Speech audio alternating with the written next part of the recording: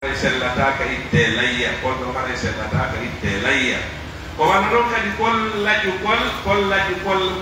lajande feeñude amma laju ko sey ko mellala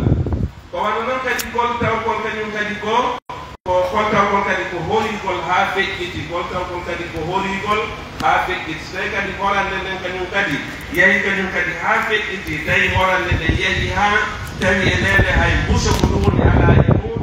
haray ɗum ɗon kadi ko waddugo liili ɗum no amma so tawi horande nde ko seeɗa o hara ellala amma noon so horide ha feƴƴiti tawi horande nde yehi a siiɗi kay muso ko woni kon e makkol kono haray ko samakol wa yuhabu bi hadihi l arbai ma kana bi manaha awla fa yulhaqu biha al abiya allati la tubsiru bi ayniha wa maqtu'atu l yadi aw irrijil no heɓma kol kadi taw kol kañum kadi ko wumugol kol yi'ata fes hara kol yi'ata ko wana noon kadi ma hara ko tawata koyngal ngal to heeli fes ma ɗum koyngal fof ko koyngal yeeso mangal o fof ko koyngal ɓawal ngal so heeli ha tawi to heeli munki boni fewu hara kol ɗon kadi ittetaake ko wana noon kadi kol fokkutugol rimugol ɗon kadi habbete kadi taw ha ngol rima par ce que annaka ka rimugol so tawi kol arata heddade حكيت بقول لي حكيت أو الأذن أو مشقوقة الأذن أو الخرقاء وهي التي خلقت أذنها وكذلك الهتماء وهي التي سقط بعض أسنانها فإن مثل هذه العيوب اليسيرة لا تمنع الإجزاء لكن كلما كانت السلامة تامة على أن تظهر في السيرة ma tawa nowru ndun ni no tagi gokkunni maaro no seedi gokkunni haray ɗum ɗon ella ala e muɗum ɓe holli ko wanno kadi tagi hali yogay niiƴe ko hara ko seeɗa woni ko iwi namma niiƴe o fof so iwi oy ko seera kono ñiire wotere wano no iwi ko nandi ko e sifa ɗum kono noon kol taw kol mara ella bes kol taw kol mara ella few haray ko ɓuri e moƴƴude dammol tawkol comme e ala ella hay fus ella hay hunde ala e makkol haray ko loɓɓuri e moƴƴude o wawi yeeyide goɗɗum e layya makko ooye haray no harmani otinde o tigi yeeyata layya makko on ɗum ɗon sellata few hay hunde noon kadi eko itta kon kadi eko iwi e ko itti layya kon hina deɗum hina ringin hina ɓellere nden hina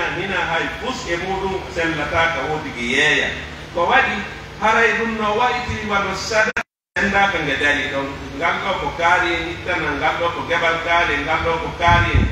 haray layya o ina noon haray layya o tigi sende ɗo sari o wiiri noon haray ko neldugol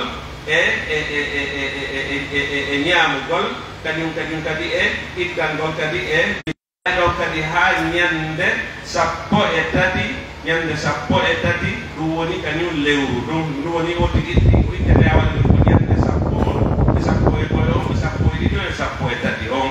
haray ko ɗeɗo ñalaɗe woni ko ittete ko ɗeɗo kadi wiyete ayyamu tashrik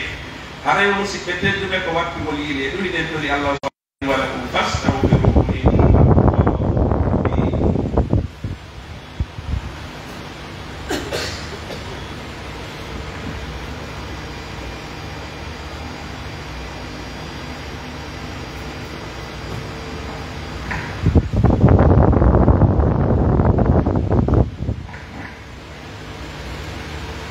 الحمد لله رب العالمين الحمد لله على إحسانه والشكر له على توفيقه وامتنانه وأشهد أن لا إله إلا الله وحده لا شريك له وأشهد أن سيدنا محمدا عبده ورسوله صلى الله عليه وعلى آله وأصحابه وسلم تسليما كثيرا أما بعد عباد الله للزكاة شروط لا بد منها أهمها أولا أن يكون المزكي مسلما أما المشرك فلا تقبل ذبيحته فإن ذكر اسم الله الثاني لا يذبح لغير الله مثل أن يذبح تقربا لصنم أو وثن أو صاحب قبر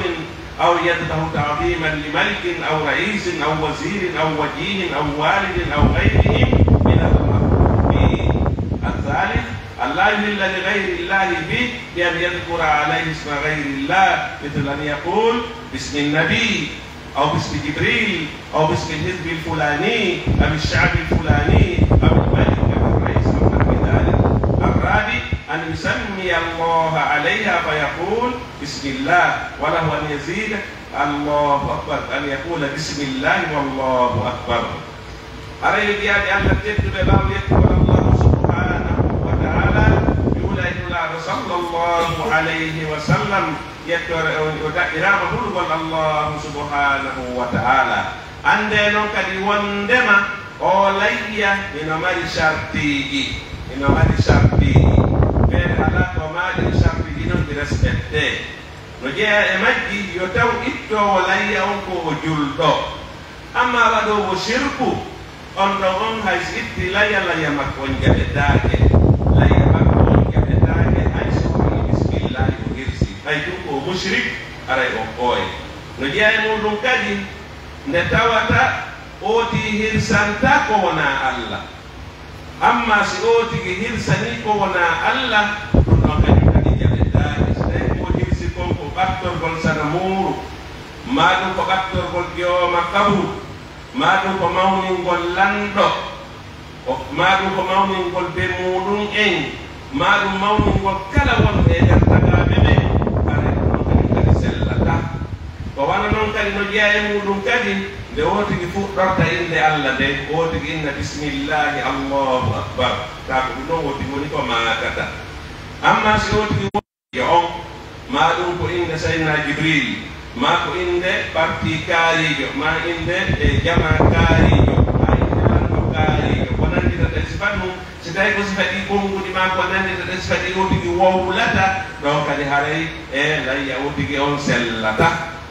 Yono ngara yo musidɓe tedduɓe wala tustaratu taharatu inda aldabh wa in kanat afdal wa yajuzu lilmar'ati an tatawalla dabha bi nafsiha hatta walaw kanat haida. Haray toɓɓere go kadi no ɗo hanande famede. Haray ɗum woni ɗum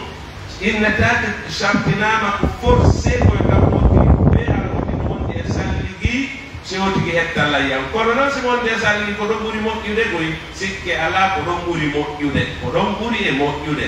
Amma noon si tawi hawri oti wonde a salligi ɗum ala haray dey bonnude layya on, haray ɗum noon bonnata layya on.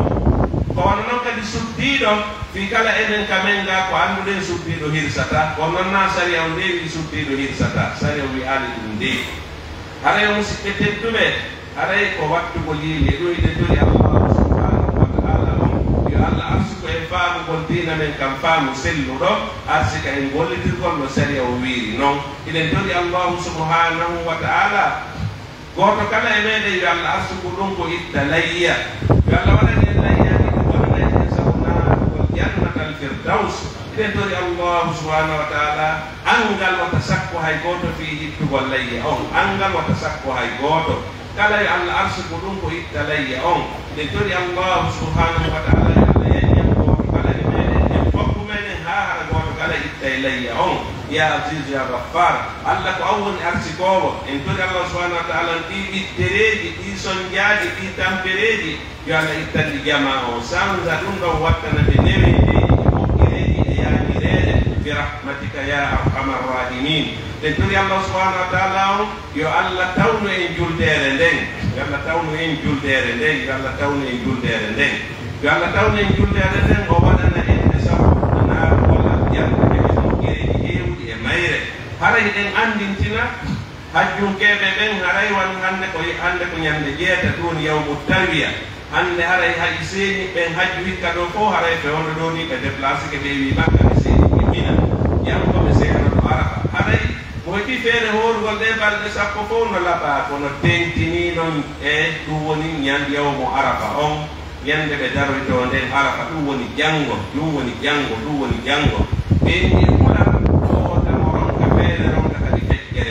haray etagol wakkilo hoore bete awa ñande arafa on ɗum ko hunde laɓande noon, ko hunde moƴƴude noon, ko hunde wonde baraji moolanade woni e muɗum. Yo Allah arsuko e waɗugol ɗum. Haray woni ɗanndiraka on ko seeni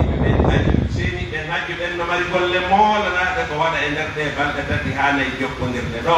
hara wona horugol ngol amma noon tawɗo seenaji hajju o tigi e heɓali feere seenagol hajju ko kono a wawdi bete yo wakkilo awa ora bete awa yawmu arafa o ko heɓani moƴƴereji ɗon ko waɗi so wodi hoori nden ñandara e heɓa moƴƴereji heewude heɓay daraji ɗuuɗuɗi yo Allah arsu koye heɓi golli yo Allah arsu koye heɓi golli yo Allah arsu heɓi golli enen kala e ɓey guureji men ni rabbana atina fi dunia hasana wa fil akhirati hasana wa qina adhaban nar اللهم حبب إلينا الإيمان وزينه في قلوبنا وكره إلينا الكفر والفسوق والعصيان واجعلنا من الراشدين أقم الصلاة إن الصلاة تنهى عن الفحشاء والمنكر